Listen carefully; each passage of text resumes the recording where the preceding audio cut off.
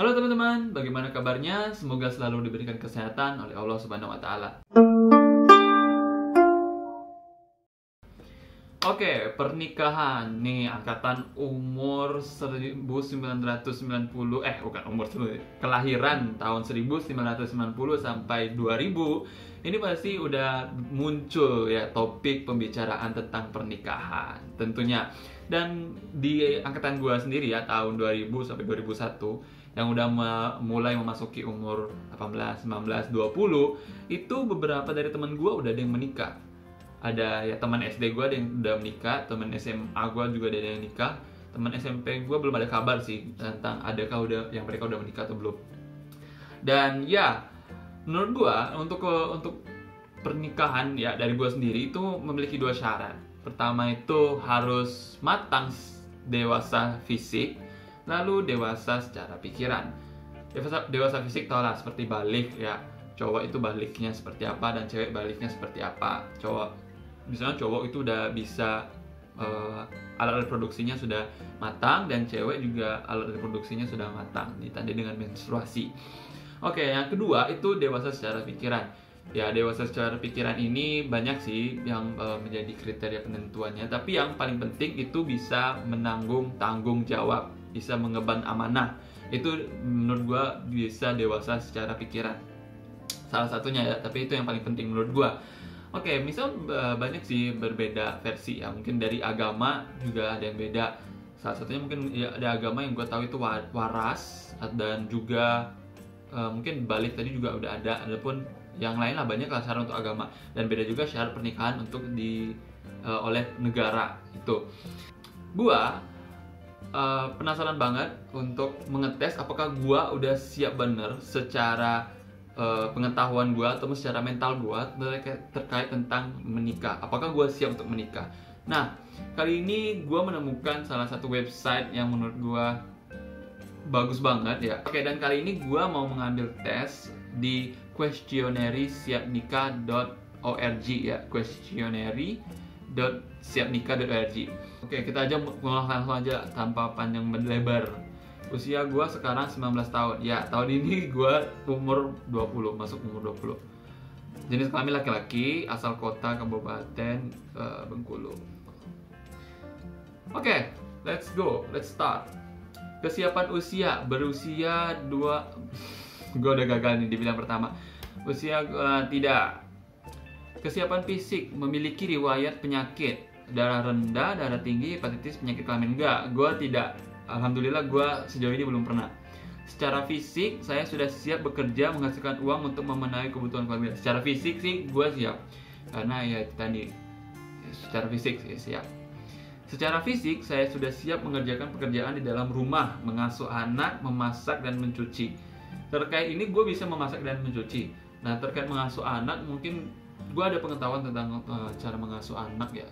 Ganti popok ya, kalian bisa cari di YouTube kali ya.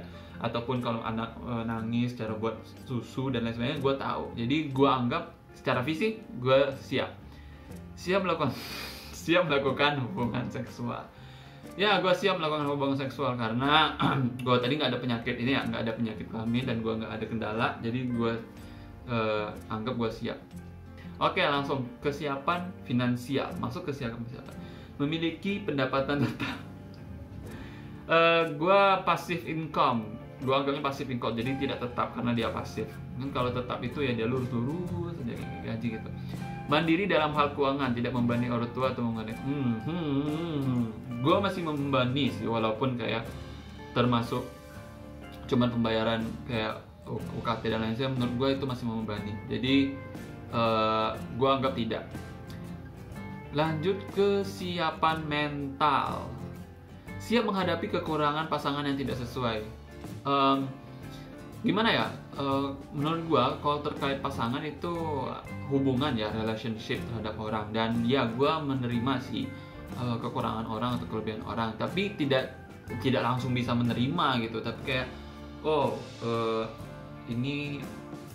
gua baru tahu kalau misalnya dia buruk akan hal itu, dia kekurangan dalam hal itu, dan untuk gue menerima hal itu kayak membutuhkan waktu cukup lama, atau seminggu atau 2 minggu, dan tapi bisa ya, artinya siap gue. Oke, berdiskusi jika pasangan memiliki kebiasaan yang jelek atau tidak umum. Dan ya, mungkin kalian dapat menilai kalau misalnya gue ini orang yang banyak bicara, tapi gue open ya, gue terbuka kalau misalnya orang itu memiliki sesuatu atau kondisi yang tidak yang menurut mereka bisa membuat gue tidak nyaman, dan gue open kayak gitu. Jadi menurut gue iya. Siap mendapatkan pasangan dari kelas ekonomi yang berbeda. Gue siap sih. Kalau misalnya dia kaya juga gue siap banget. Kalau dia juga nggak terlalu minoritas, apapun dia kekurangan juga gue siap. Asalkan dia mau menerima gue apa adanya di saat gue sehat ataupun gue sakit. Lanjut, siap menjalani kehidupan keluarga yang tidak sesuai harapan. Tentu, gue selalu dikecewakan oleh ekspektasi ya. Ketika gue masuk SMA, gue bakalan kayak gini, tahunnya gue kecewa, nggak apa-apa, gue dan menerima ekspektasi gue. Ya, gue udah tahu kalau misalnya hidup itu tidak seperti jalan lurus. Gue siap sih menerima ekspektasi itu. Siap menjadi orang tua yang memberikan teladan bagi anak-anak yang dilahirkan. Oke, terkait tentang anak-anak ya, untuk menjadi teladan, menurut gue dari gue sendiri, gue bisa sih menjadi teladan untuk anak-anak gue. Tapi gue nggak mau kayak apa ya, anak-anak gue itu menjadi seperti diri gue gitu. Gue mau anak-anak gue menjadi lebih baik dari gue. Jadi orang-orang tuh banyak bilang teladan, bapak itu menjadi teladan bagi anaknya. Menurut gue kayak kurang bagus gitu. Anak-anak itu memang bisa belajar untuk bapaknya gitu, tapi anak-anak itu tidak harus ya untuk menjadi seperti orang tuanya gitu. Jadi anak-anak itu bukan warisan, tapi anak-anak itu sebuah titipan menurut gua. Jadi orang tua itu harus memberikan bekal gitu. Dan menurut gua untuk teladan bisa aja untuk jadi teladan bagi anak-anak. Akan tetapi itu tadi, menurut gua nggak mau memaksakan anak gua yang untuk menjadi seperti gua gitu. Gua mau jadi anak-anak gua yang menjadi versi yang lebih baik daripada gua itu. Dan menurut gua ya sih bisa. Siap menerima anak dengan kondisi yang tidak ada harapan. Tentu saja. Kalau misalnya lo bisa menerima setiap orang, pastinya lo bisa menerima anak-anak lo. Dan setiap anak itu menurut gue mempunyai peluang yang bagus gitu, punya yang bagus masing-masing gitu. Dan gue merasakan sendiri di posisi sebagai anak. Dan terkait tentang anak sih, gue mungkin menikah bukan untuk punya anak sih, tapi gue menikah untuk belajar lebih banyak terkait tentang diri gue dan bagaimana cara gue menyesuaikan di tingkat kehidupan yang lebih tinggi. Karena pernikahan itu menurut gue memasuki suatu era yang baru di kehidupan kita. Siap melaksanakan pengasuhan anak di era kita. Tentu banget. Pengasuhan anak di era digital tentunya membutuhkan orang tua yang pintar dan cerdas. Dan dari diri gue sendiri ya, mengasuh anak di era digital ini lebih menantang ya ketimbang di era-era zaman dulu, di mana era digital ini terlalu banyak disrupsi lah, terlalu banyak konten-konten yang harus dikontrol kuat oleh orang tua. Dan gue sendiri merasakan bahwasanya gue memiliki kayak saudara sanak jauh itu, di mana mereka mempunyai anak-anak kecil tapi mereka tuh udah ngasih gadget. Dan menurut gue cara parentingnya itu salah sih. Dan ya gue udah baca banyak artikel ataupun banyak hal yang lain cara mendidik anak di era yang serba digital dan serba disrupsi dan serba aneh di saat zaman seperti ini. Dan menurut gue siap pengasuhan ya anak. Let's go, lanjut. Siap menghadapi sikap dan perlakuan yang tidak baik dari keluarga besar. Tentu gue nggak peduli sih kalau misalnya sikap yang tidak baik itu kalau misalnya ke diri gue sendiri ataupun ke keluarga gue, asalkan mereka nggak ngaruh ke keluarga gue gitu.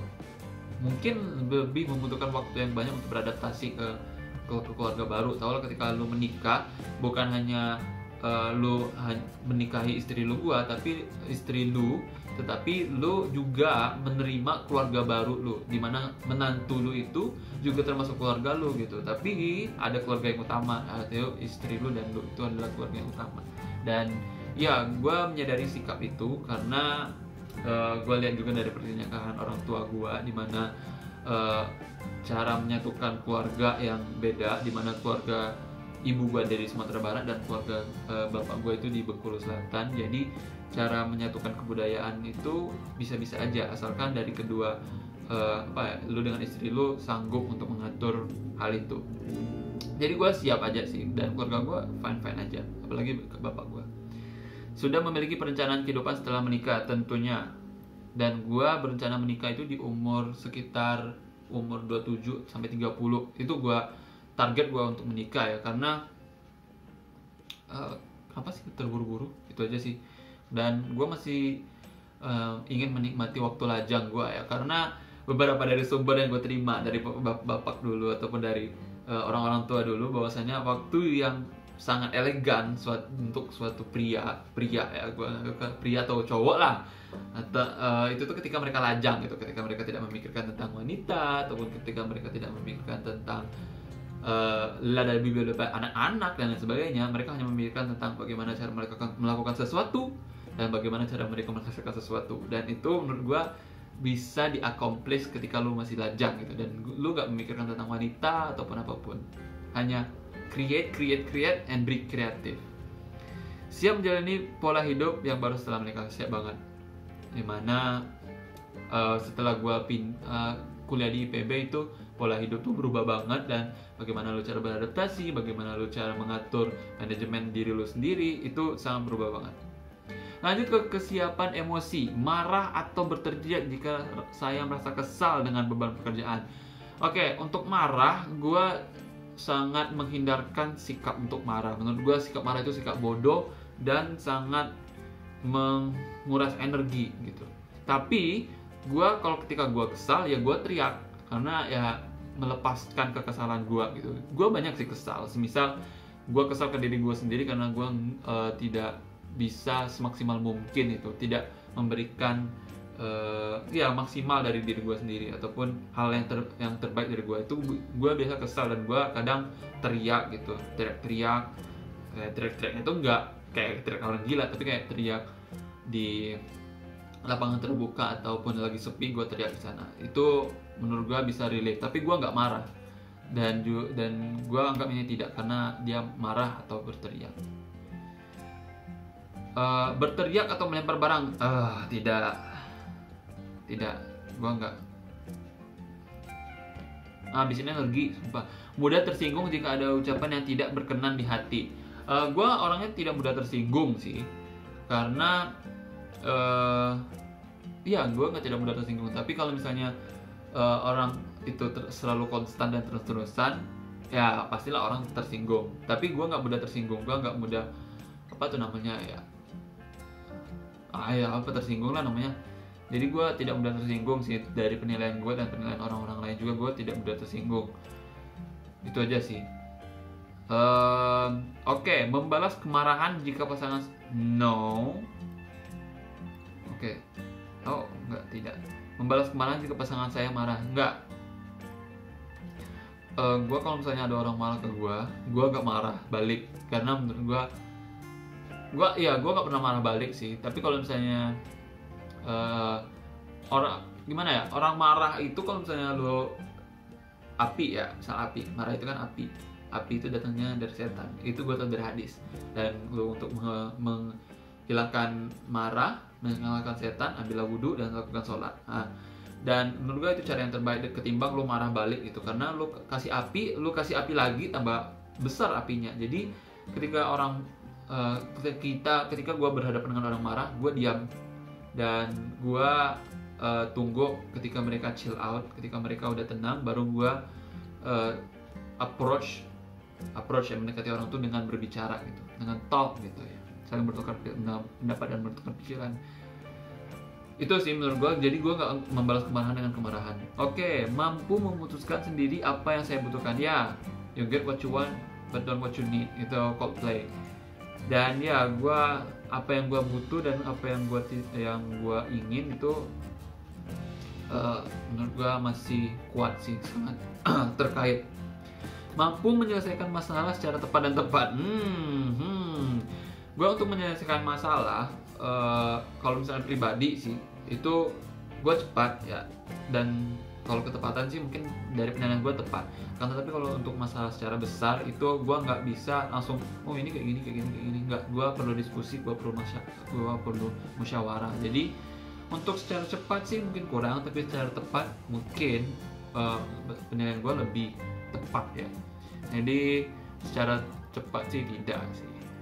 Itu terkait tentang gue. Mengalihkan pembicaraan jika lawan bicara berbeda pendapat. Enggak. Gue nggak akan mengalihkan pembicaraan. Kalau orang berbeda pendapat artinya mereka tertarik dengan pembicaraan lo. Jadi kenapa lo mengalihkan pembicaraan ketika orang tertarik dengan pembicaraan lo? Itu sih menurut gue. Jadi gue nggak akan mengalihkan pembicaraan. Oke. Kesiapan sosial. Gue INTP, extroverted. Mudah menyesuaikan dengan berbagai kondisi lingkungan dan pertemanan. Ya, menyesuaikan. Ya. Berpartisipasi dalam kegiatan organisasi dan masyarakat. Ya, berpartisipasi ya, karena partisipasi itu bukan suatu kecapaian, tapi suatu proses. Ada partisipasi walaupun besar atau kecil itu termasuk oleh partisipasi. Walaupun lo cuma sekedar share, berbagi tentang kegiatan tersebut, itu partisipasi. Dapat bergaul dengan teman-teman pasangan. Ya, tentu. Mungkin gue agak ada kendala ya di antara dapat bergaul dengan teman pasangan, di mana beberapa lu harus kayak paham terhadap teman-teman lu itu, apalagi teman-teman lu itu mudah teman-teman lu sensitif atau teman-teman lu overprotective terhadap pasangannya. Jadi lu harus bisa menyesuaikan diri lu terhadap pasangan temen lu gitu, karena lu nggak mau kayak menyakiti hati temen lu ya, seperti lah lu terlalu misal dianggap terlalu dekat dengan teman pasangan lu sehingga temen lu sakit hati ataupun teman lu tersinggung gitu terhadap diri lu. Jadi lu harus lebih kayak ya menyesuaikan lah. Lu harus paham temen lu dan lu harus paham juga teman pasangan lu. Oke, menyapa lebih dahulu jika ketemu dengan orang yang dikenal. Oke, terkait tentang menyapa lebih dahulu, gue agak kurang sih, kalau kecuali orang yang gue kenal tuh teman dekat gue ataupun teman SMA lah ya, atau teman yang cukup dekat lah dengan gue, itu gue bakal menyapa gue. Tapi kalau sekarang gue tahu orang ini, gue kenal orang ini, tapi ya gue nggak mau gangguin dia, atau kalau dia recognize gue, kalau misalnya dia udah lihat gue baru bilang oi, gue baru bilang kayak gitu. Kalau dia kayak masih belum detected, gue masih belum kedetek, ya udah lewat aja sih, itu sih menurut gue. Jadi menurut gue nggak akan sih menyapa terlebih dahulu. Oke, lanjut ke mengesampingkan kepentingan pribadi. Ya tentu ini itu gue banget. Gue nggak bakalan egois ya, kalau misalnya ya gue mau ini harus gini mah nggak. Selalu menolong orang meskipun orang tersebut tidak menyukai saya. Ya tentu gue bakalan nolong orang walaupun dia tidak suka, semampu gue. Itu semampu gue ya, walaupun orang tuh ya tidak suka ke gue, tapi kalau misalnya di penilaian gue dia butuh pertolongan, gue akan tolong gue semampu gue dan semaunya dia. Itu sih. Oke, kesiapan moral. Masuk ke kesiapan moral. Sejauh ini menurut gue so far so good. Kesiapan menaati. Oke, gak mungkin lah. Lalu jujur dalam ucapan ditandangkan. Gue perasaan anak pramuka.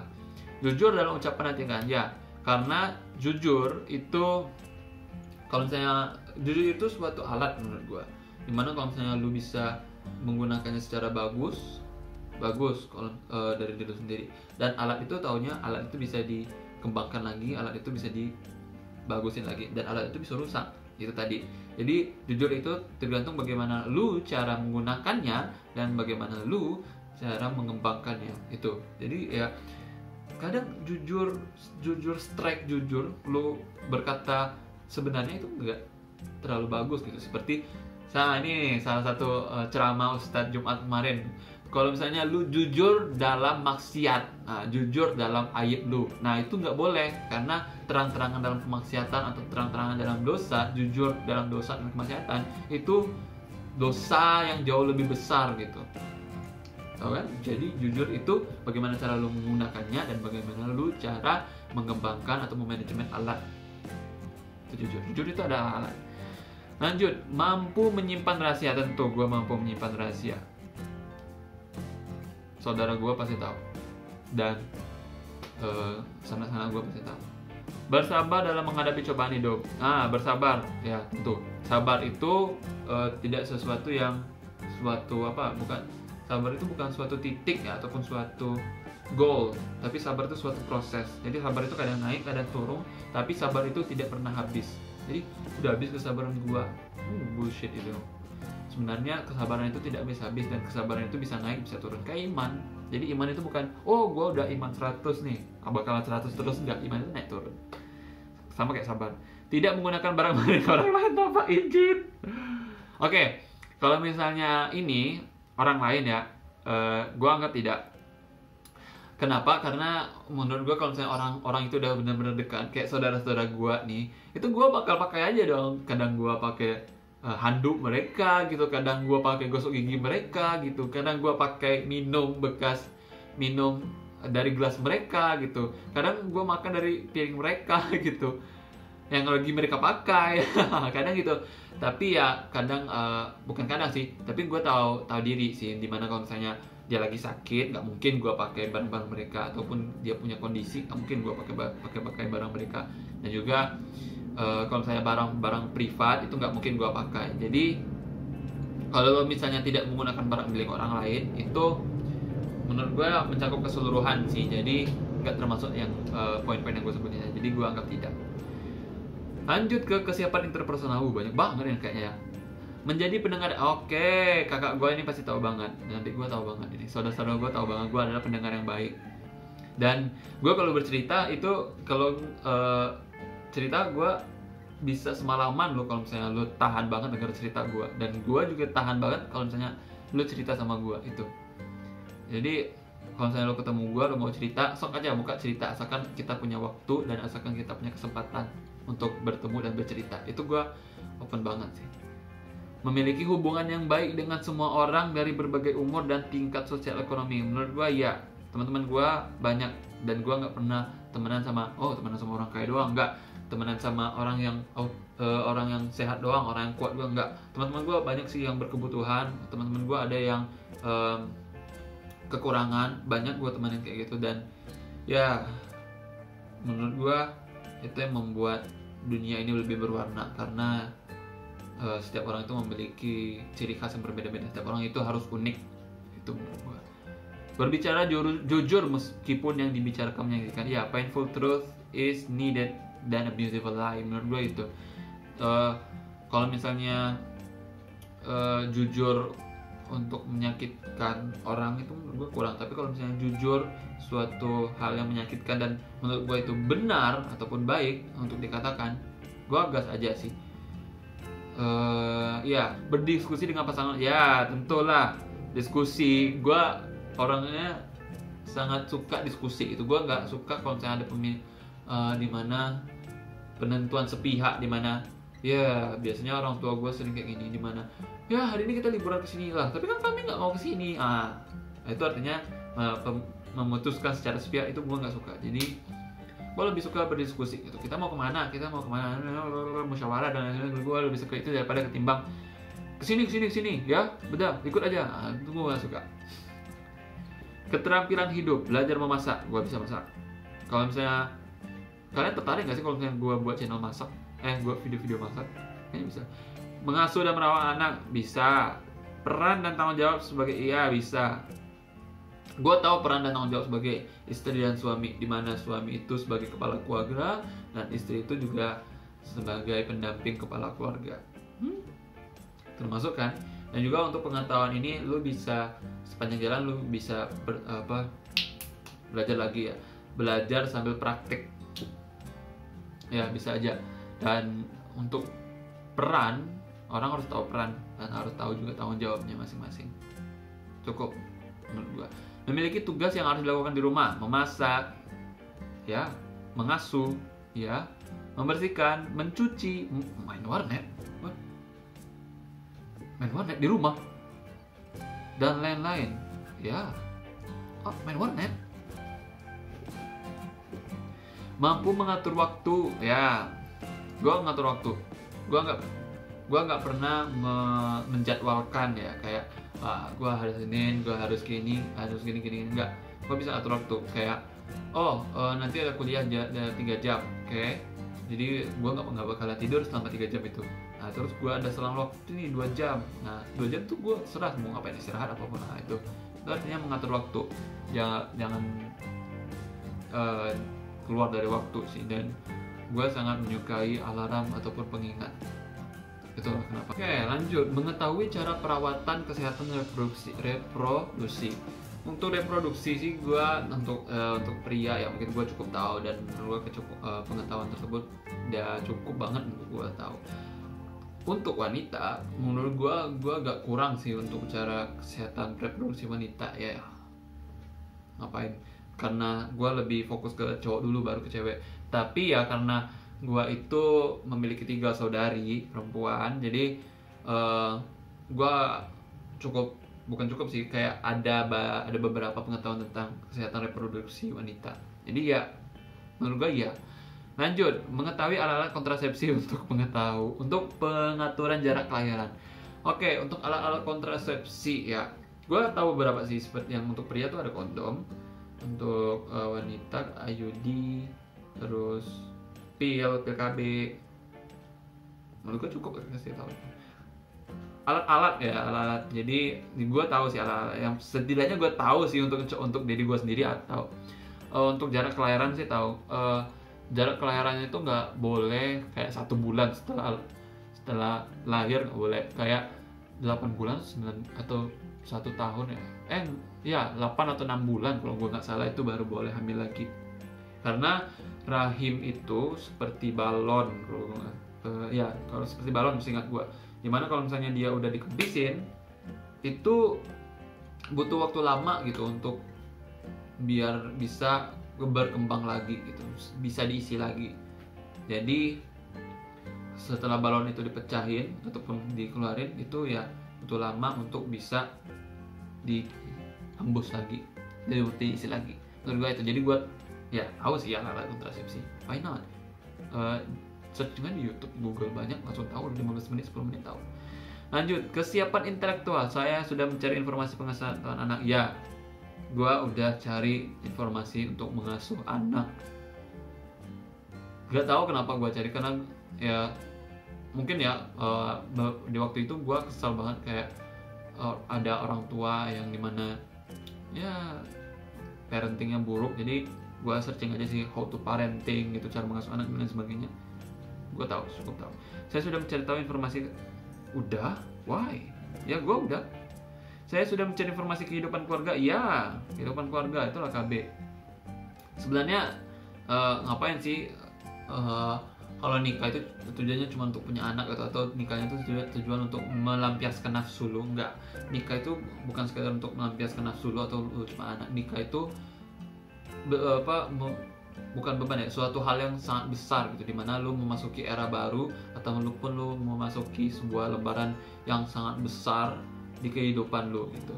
Dan orang banyak bilang